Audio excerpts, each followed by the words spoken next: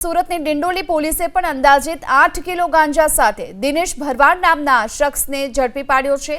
Katargam railway track પાસેથી ગાંજો લાવનાર આરોપી દિનેશ ભરવાડની પોલીસે નવાગામ બિલિયાનગરમાંથી ધરપકડ કરી।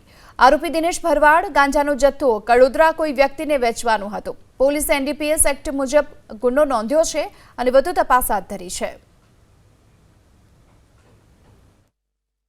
રેડ કરતા એની પાસેથી આશરે 8 કિલો એટલે કે 7 કિલો અને 956 ગ્રામ જેટલો ગાંજો મળી આવ્યો છે। પોલીસે આગળની તપાસ કરી અને કાર્યવાહી શરૂ કરી હતી કે જેમાં એને અરેસ્ટ કરવામાં આવ્યો। એ આ ગાંજો ક્યાંથી લાવ્યો હતો એ બધી અત્યારે તપાસ ચાલુ છે। એના માટે અમે ફર્ધર પોલીસ કસ્ટડી પણ મેળવીશું એની। દિનેશ ભરવાડ છે એ અગાઉ કેટલી વાર ગાંજો લાવ્યો એની પણ તપાસ ચાલુ છે।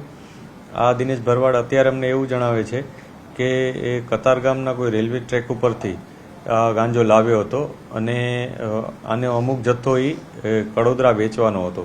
આ પ્રકારની પ્રાઇમરી ઇન્ફોર્મેશન અમને મળી છે ઇન્ટ્રોગેશનમાં।